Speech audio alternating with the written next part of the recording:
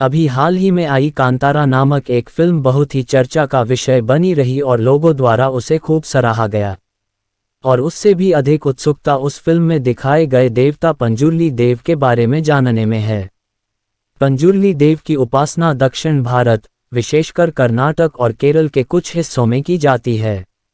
वहाँ इनकी दंतकथाएं बड़ी प्रचलित हैं, किंतु देश के अन्य हिस्सों में उसके बारे में बहुत ही कम लोग जानते हैं। तो आइए इस विषय में कुछ जानते हैं। पंजुर्ली शब्द वास्तव में एक तुलु शब्द पंजीदा कुर्ले का अपभ्रंश है।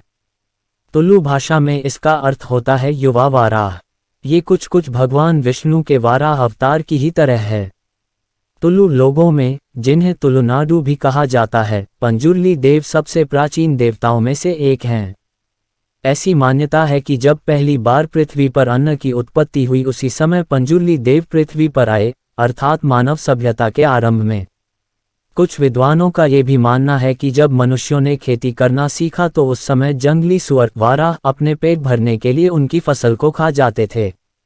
उन्होंने इसे कोई दैवीय शक्ति समझ लिया और वाराह रूपी पंजुर्ली देव की उपासना करना आरंभ कर दिया, ताकि वे उनकी फसलों की रक्षा करें। तब से ही पंजुर्ली देव की पूजा हो रही है।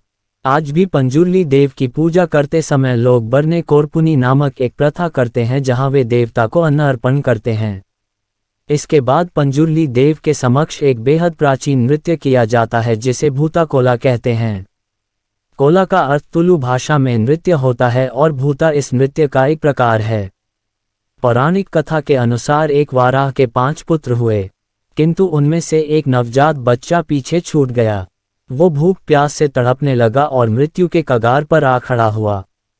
उसी समय माता पार्वती वहां भ्रमण करते हुए आई।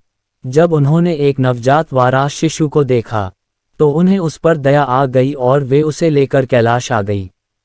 वहां वो अपने पुत्र की भांति ही उसका पालन करने लगी। समय बीता और उस बच्चे ने एक विकराल वाराह का रूप ले लिया। समय के साथ उसके दांत निकल आए जिससे उसे बड़ी परेशानी होने लगी। उस खुजलाहट से बचने के लिए वो पृथ्वी पर लगी सारी फसलों को नष्ट करने लगा। इससे संसार में भोजन की कमी हो गई। जब भगवान शंकर ने ये देखा तो उन्होंने सृष्टि के कल्याण के लिए उस वाराह के वध का निश्चय किया।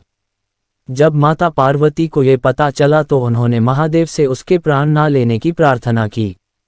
माता की प्रार्थना पर महादेव ने उसका वध तो नहीं किया, किंतु उसे कैलाश से निष्कासित कर पृथ्वी पर जाने का श्राप दे दिया।